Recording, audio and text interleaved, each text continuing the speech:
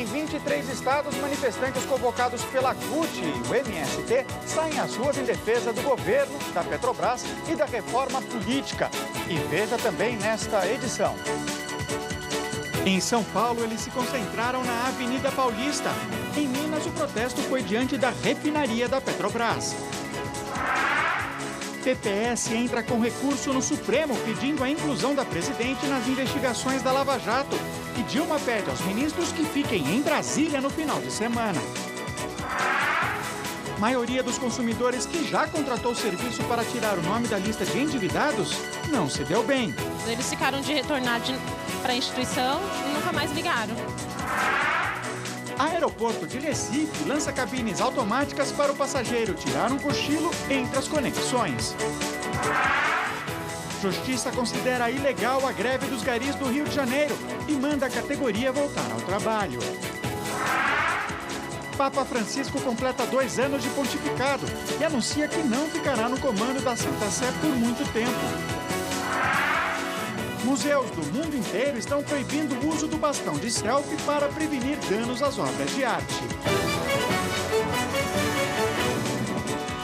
Estão aqui comigo na bancada o coordenador do Grupo de Análise Internacional da USP, Ricardo Senes, e o presidente do Instituto de Pesquisas Data Popular, Renato Meirelles. Participe com perguntas aos nossos comentaristas por meio do WhatsApp, o número está aqui na tela, e ainda pelo Twitter e pelo Facebook do Jornal da Cultura. Olha, sexta-feira 13 foi marcada hoje por manifestações em todo o país. Vamos conversar ao vivo com o repórter Rodrigo Psitelli. Rodrigo, uma boa noite para você. Quem organizou esse ato de hoje, Rodrigo?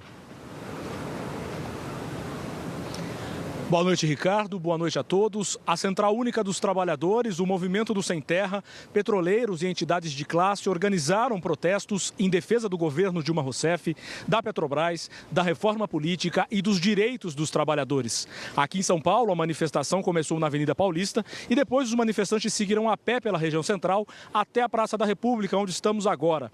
Toda a passeata foi pacífica. Neste momento, a situação aqui é tranquila, já não há nenhuma concentração de manifestantes. Em todo o país, houve protestos hoje, no total em 23 estados e também no Distrito Federal. Veja na reportagem. O ato reuniu categorias profissionais, movimentos sociais, lideranças sindicais e partidárias no começo da manhã. Defendemos que seja punido todos os corruptos e corruptores dentro da Petrobras. A manifestação começou na BR-381. 500 manifestantes caminharam pela rodovia e depois se concentraram aqui, em frente à refinaria Gabriel Passos, em Betim. Parte das vias da Praça Cívica foram fechadas durante a manifestação. Nós queremos ampliar os direitos e agora nós vamos ter a tarefa de defender aquilo que nós já conquistamos. Um engarrafamento se formou aqui na Avenida Araguaia com o fechamento de parte do trânsito aqui da Praça Cívica. Os motoristas que precisavam seguir tiveram que enfrentar um congestionamento. Na capital cearense, a concentração foi na Praça da Imprensa. A situação que o país se encontra pode ser resolvida com a reforma política. Depois, os manifestantes seguiram para a Assembleia Legislativa. Segundo a organização, 3.000 pessoas participaram. Este grupo de representantes do MST viajou do Paraná para o Rio de Janeiro para engrossar o coro em defesa da luta no campo e nas cidades. Nós, enquanto MST, também defendemos a pauta da reforma agrária, né? Em São Paulo, professores estaduais decretaram greve por tempo indeterminado. Depois seguiram em caminhada junto à CUT e outras entidades. A presidente Dilma Rousseff alegou problemas de saúde da mãe e cancelou a ida a Belo Horizonte, onde participaria do encontro do Colégio Permanente de Presidentes de Tribunais de Justiça. Foi representada pelo vice Michel Temer. O PMDBista defendeu manifestações pacíficas e criticou a ideia do impeachment. É uma quebra da institucionalidade que não é útil para o país. Preocupada com os protestos contra o governo, marcados para domingo, Dilma pediu aos ministros para ficarem em Brasília no fim de semana. A equipe deve avaliar o impacto e a repercussão dessas manifestações. O importante é que elas não sejam marcadas pelo ódio. O Brasil é um país que vive uma democracia baseada fundamentalmente no respeito às diferenças, em particular nas diferenças políticas. Para não caracterizarmos esse movimento como algo partidário, até porque quanto menos partidário ele for, mais expressivo e mais consistente ele será, o PSDB estará nas ruas através dos seus militantes, mas sem a presença institucional do seu presidente.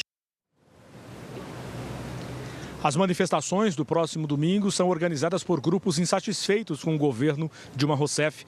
Para evitar transtornos, algumas federações estaduais de futebol, como a de São Paulo, alteraram os horários dos jogos. O policiamento vai ser reforçado nos locais dos protestos, que devem começar por volta das 4 horas da tarde. Voltamos ao estúdio com você, Ricardo. Obrigado, Rodrigo. Rodrigo Psitelli informando ao vivo, diretamente aqui do centro de São Paulo. Boa noite, senhores. Boa noite. Bom, as centrais sindicais fizeram questão, de deixar claro que não se tratava de um ato pró-governo Dilma. No entanto, a gente viu aí nos cartazes algumas manifestações no sentido de, pelo menos, tentar impedir o impeachment da presidente Dilma, Na opinião de vocês, essa manifestação de hoje, ela é uma demonstração de força também por parte do PT ou ela demonstra uma certa preocupação por parte do governo do desenrolar desses acontecimentos? Primeiro você, Senes, por favor. Bom, eu acho que claramente você tem uma tentativa de, como se mencionou aí explicitamente mais de uma vez, algumas lideranças do PT e do bloco governista, a ideia de sair um pouco da defensiva, de mostrar um pouco uma capacidade de mobilizar grupos que têm uma avaliação diferente com relação à oposição e tem uma certa, vamos dizer, interesse em defender pelo menos parte da agenda do governo atual, Então, nessa manifestação de hoje, você vê que tem pessoas que estão, de alguma maneira, se referindo ao governo Dilma, mas tem muitos que se referem à ideia de reforma política, defender direitos dos trabalhadores, defender o avanço das apurações na Petrobras. Então, na verdade, acaba sendo uma agenda difusa, mas que, no sentido geral, ele acaba carreando, vamos dizer assim, ainda que não seja pró-Dilma explicitamente, ele tende a ter uma agenda um pouco mais favorável a Dilma e, nesse sentido, eles atenderam a demanda aí de algumas lideranças dessa coalizão governista no sentido de tentar mostrar um pouco uma capacidade de articulação. Agora, a gente viu que foram manifestações importantes, porém não chega a ser significativa do ponto de vista numérico. Agora, vale registrar que não estão mortos, Existe uma ação ainda, uma capacidade de mobilização popular por parte dessas forças. É uma hora oportuna para fazer essa manifestação, na sua opinião, Renato? Olha, a gente saiu de um processo eleitoral, por mais que alguns não queiram assumir isso, lá no Data Popular nós entrevistamos mais de 30 mil pessoas assim que acabou o processo eleitoral. E a grande maioria achou que o Brasil saiu dividido das eleições. Teve as festas no final do ano, passou o carnaval, essa insatisfação continua. E agora vai para as ruas. O que teve hoje? Veio, primeiro, no final de uma agenda de uma agenda semanal da presidente Dilma, que depois de muito tempo começou a dar boas notícias, ou tentar fazer uma agenda de boas notícias. Ela foi inaugurar, entregar casas populares, tentou fazer uma agenda mais propositiva com relação ao país. E veio claramente numa tentativa de fogo de encontro com as passeatas que estão sendo marcadas para domingo agora. Agora, o Enio Torres Granel pergunta aqui se o PT não gostou de ouvir que as pessoas estão dividindo o país. Eles não fomentaram isso, PT? Pois é, eu acho que é uma boa questão. O PT tem uma estratégia que sempre foi de tentar polarizar a discussão entre nós e eles, Essa questão, várias vezes, de se referir à elite de maneira meio generalizada, isso acaba jogando uma situação, em alguns ambientes, onde você está com uma agenda claramente favorecida, isso pode ser benéfico. Agora, na hora que o movimento inverte, que é um pouco que está acontecendo agora, essa polarização pode gerar o efeito contrário, ou seja, reforçar um certo isolamento que nessa terrível fase aí que é Dilma e grupo da PT tá passando, pode gerar o efeito contrário de gerar um certo isolamento político. Agora, não vamos ter dúvida sobre o que está acontecendo. O problema é que a economia do Brasil não está boa. Essas passeatas, seja pró, seja contra, só estão sendo possíveis, esse grau de polarização só está sendo possível porque, efetivamente, hoje as pessoas estão comprando menos do que compravam há um ano atrás. E isso gera esse caldo de satisfação na sociedade.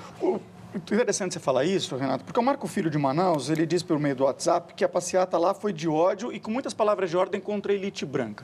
Eu aproveito para te perguntar o seguinte, só quem bateu panela foi a elite branca das varandas? Ou esse discurso também começa a ser comprado pela classe C, que, de certa forma, sustentou o PT no governo durante muitos anos? Olha, a gente, desde as passeatas de junho, a gente tem avaliado com lupa o processo político do país lá no Data Popular.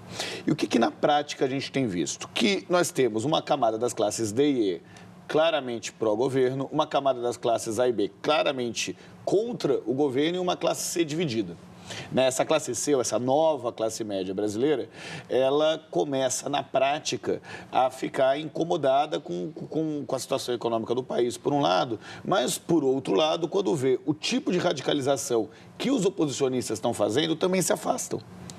Então, essa raiva que está existindo nos dois lados acaba sendo ruim para a solução do conflito, faz com que o bom senso deixe de permear o debate político no Brasil. Agora, a classe C tem sido definitiva para eleger presidentes, eleger governadores, Ela tem se tornado muito significativa e tem definido eleições. Como que ela forma a sua convicção? Porque ela lê jornal, ela discute essa situação do país entre os seus próprios amigos. Como é que funciona a formação da convicção dessa classe social? Olha, se a classe C lê esse jornal impresso, ela seria completamente oposicionista. Não vamos ter ilusão aqui com relação a como os jornais impressos têm se pautado nesse processo. Mas ela tem um problema objetivo, a economia. O bolso.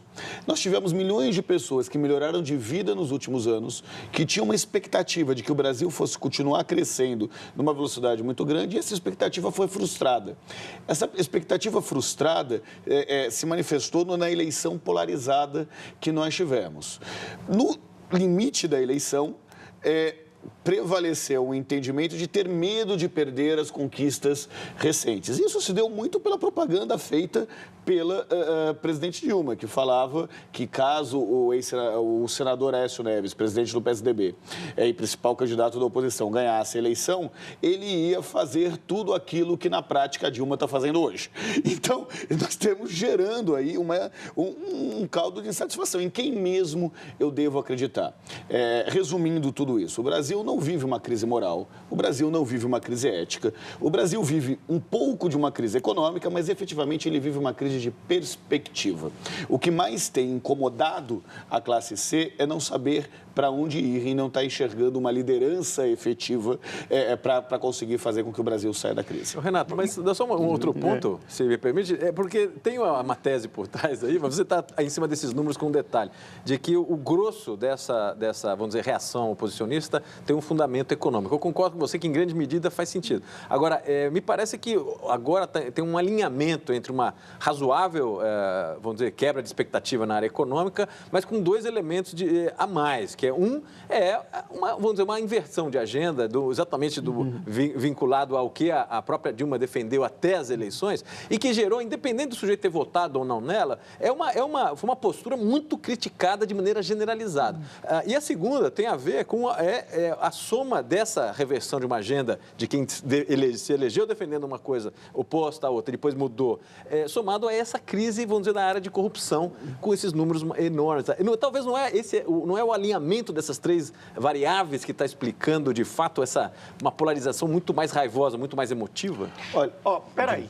Eu preciso colocar um pouco de ordem aqui, senão daqui a pouco a gente só fala disso e a gente tem muito jornal pela frente. Nós vamos continuar a falar sobre isso. Tem muita manifestação aqui no Facebook e no Twitter, pelo WhatsApp também, e nós vamos continuar nesse assunto porque o PPS pediu ao Supremo Tribunal Federal a inclusão da presidente Dilma Rousseff na lista de políticos investigados na Operação Lava Jato. A ação apresentada pelo deputado Raul Jungmann, do PPS de Pernambuco, tenta reverter a decisão do Procurador-Geral da República, Rodrigo Janot, e do ministro Teori Zavascki de excluir o nome da presidente da lista de investigados no escândalo da Petrobras.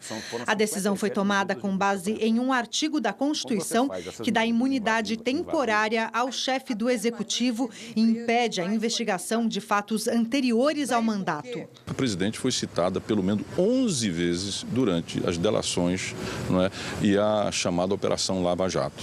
Cabe investigação sem a menor sombra de dúvida. A corrupção na Petrobras foi o argumento do deputado Jair Bolsonaro, do PP do Rio de Janeiro, para protocolar na Câmara um pedido de impeachment da presidente.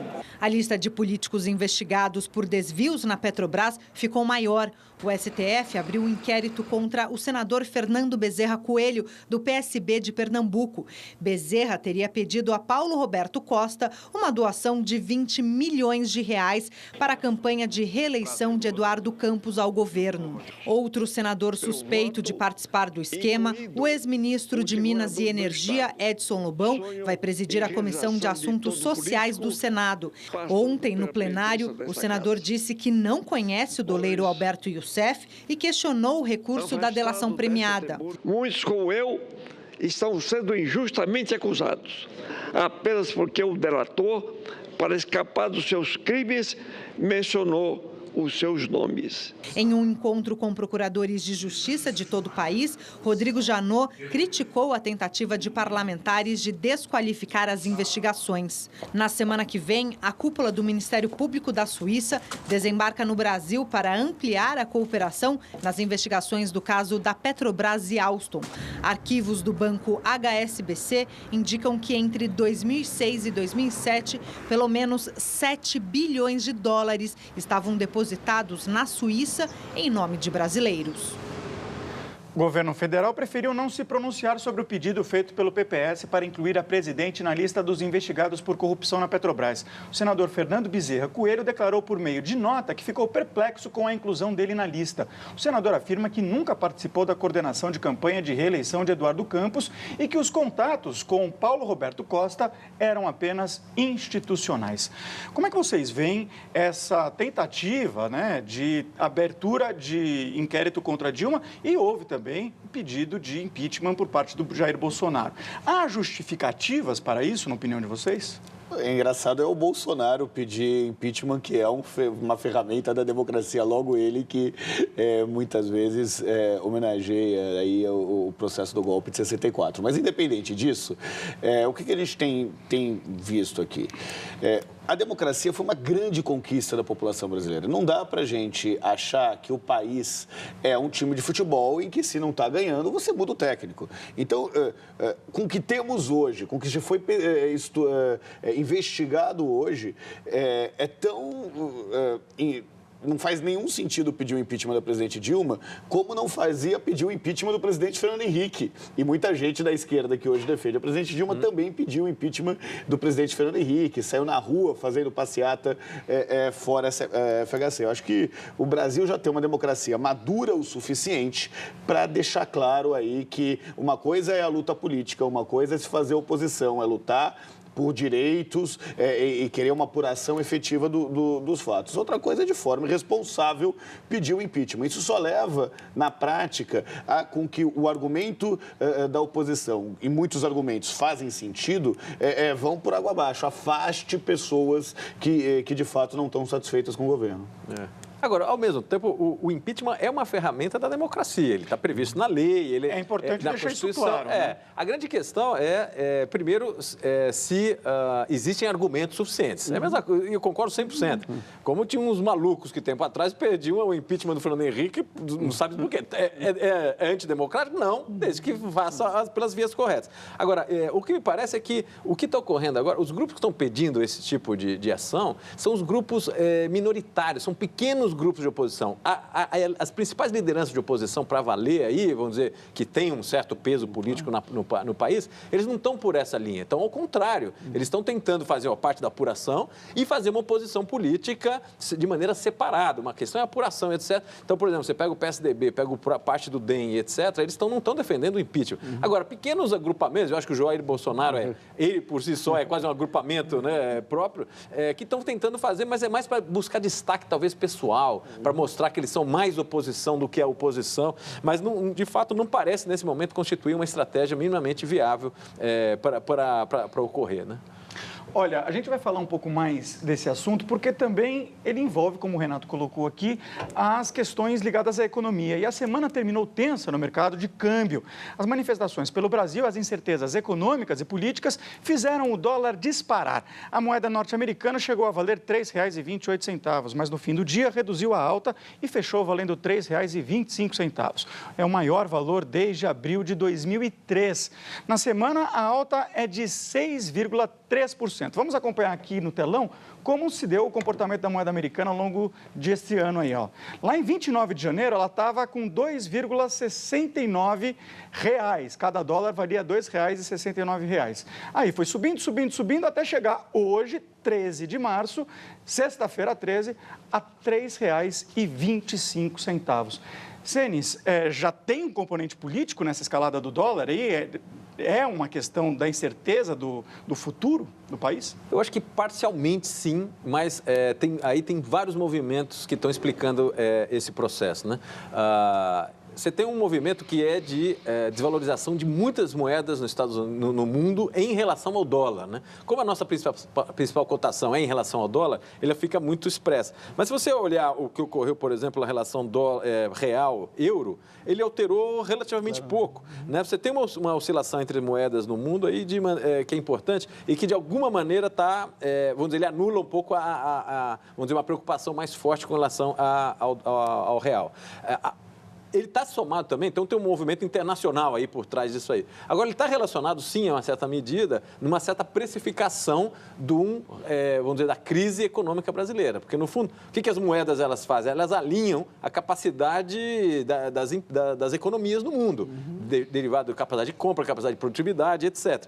Como se está tendo uma reavaliação, vamos dizer, com relação à capacidade da economia brasileira, é natural que isso se expresse também na moeda. O que chama a atenção é que está sendo muito rápido, ou seja, você concentrar esse processo em 3 meses, é um processo importante, ele faria sentido ele vir mais lentamente caminhando para a situação que está hoje, né? E tem um terceiro elemento que é político. Então, vamos dizer, tem o elemento internacional, tem o elemento da própria ajuste da economia brasileira e tem o elemento político, sim, porque tem a ver com expectativa, ou seja, para onde que vai a capacidade de manejo da macroeconômico brasileiro. Aí é uma variável de caráter mais político. Mas a grande questão é que, como ele está vindo na mesma onda da questão da crise do governo, a questão de corrupção, etc., está se lendo esse movimento do dólar como uma expressão exclusivamente política. O Mauro Sena pergunta pelo Twitter por que o governo não usou as reservas cambiais até agora. Ele está procurando um novo patamar do dólar? Então, esse é outro ponto interessante. O Brasil tem todo esse movimento e continua com um nível de reserva internacional altíssimo. A gente está em torno de 400 bi de dólares e o governo está insistindo que ele não vai intervir na moeda para buscar segurar essa desvalorização. Isso tem 2 mensagens importantes. Uma é que a gente segue com um colchão do ponto de vista das nossas contas internacionais muito relevante. É um dos países que mais tem reserva internacional, é quase como uma poupança do país. E segundo, que ele está dizendo o seguinte, não tenho meta de câmbio, eu tenho meta de inflação e meta de fiscal. Significa o seguinte, ele está dando um sinal para o mercado que é o seguinte, aqueles especuladores, o componente desse movimento que tem a ver com especulação, ele diz, o senhor vai perder dinheiro porque eu não vou intervir, porque o sujeito ele espera exatamente esse movimento. Vai deixar o dólar flutuar mesmo. Vai deixar flutuar. E acredita que o patamar não está muito longe do que é o normal. Eles estão trabalhando com a ideia de que subiu um pouco, eles trabalhavam com a ideia de que 3,1 seria um número razoável. Passou um pouco, mas eles não estão assustados com isso, não. Mesmo perdendo território no Iraque e na Síria, o grupo extremista Estado Islâmico ameaçou atacar pontos turísticos nos Estados Unidos, na França e na Inglaterra. A ameaça foi divulgada na internet. Os extremistas disseram que os alvos seriam a Casa Branca, a Torre Eiffel e o Big Ben. Também afirmaram que planejam assumir o controle de várias capitais árabes, europeias, americanas e africanas. O Estado Islâmico anunciou ainda uma parceria com o grupo Boko Haram, responsável por mais de 4.000 mortes e por atentados na Nigéria. Apesar das ameaças, os extremistas vêm perdendo território no Iraque e na Síria, onde fundaram um califado não reconhecido. Ontem, o exército do Iraque retomou parte de Tikrit, cidade natal do ex-ditador Saddam Hussein, e rota estratégica para Mossul, segunda maior cidade do país sob domínio radical.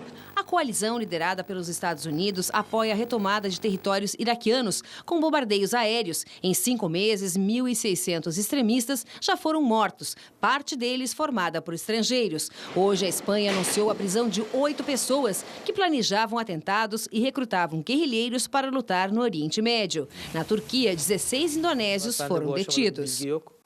Por que a Espanha está virando alvo do terror? Já teve casos no passado e, dessa vez, mais uma vez, tem suspeitas de terrorismo lá. Por quê, Senes? A Espanha não é exatamente os Estados Unidos.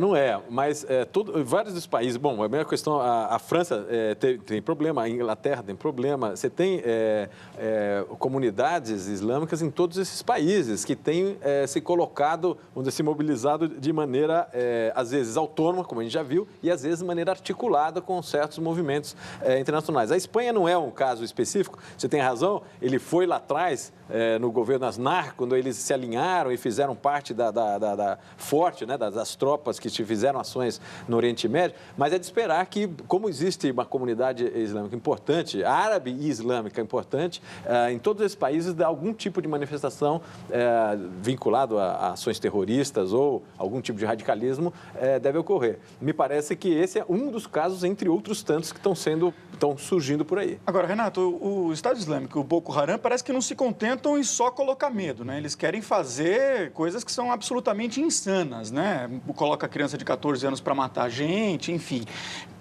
Qual é a mensagem que esse pessoal está passando para o mundo? A do choque e a do medo. Eles encarnam, talvez, o que seja hoje, o mais literal sentido do terrorismo, né? Causar parece terror coisa do em todos Coringa, eles. né? Do inimigo do Batman. mas o Coringa ainda tinha um grau de charme e simpatia. Eles não estão conseguindo isso. Agora, faz sentido o mundo não fazer nada, praticamente, em relação ao Boko Haram porque o que a gente assiste é os Estados Unidos e a própria OTAN, né, meio que colocando um pé para trás, não querendo repetir uma segunda guerra do Iraque, que foi bastante desastrosa. Tem um desafio grande aí, que é fazer guerra não contra um Estado, né? Por mais que se chame Estado Islâmico, você não tem um Estado. Você está guerreando contra uma ideia presente, em núcleos separados e espalhados ao longo do mundo. Quando o modelo tradicional de guerra é de um país contra o outro país. Isso daí é um desafio de como travar essa batalha no século XXI. Wilson Alves diz que o Boko Haram é franquia do terror pelo WhatsApp, Senes. É isso mesmo? Ele está conseguindo expandir a sua metodologia? Então, a questão da metodologia é um ponto importante. O que esses grupos estão fazendo e aprenderam a fazer muito bem foi usar mídia, tanto a mídia eletrônica como a mídia tradicional, para divulgar suas ideias, suas ações. Na verdade, para cada ação que esses sujeitos fazem, você tem uma repercussão na mídia 30 vezes maior. Então, esses sujeitos, eles são terroristas, fazem muito ação absurdamente violenta, etc., mas eles são particularmente bons na divulgação disso. A seguir, Justiça derruba limite de reajuste para os contratos do financiamento estudantil.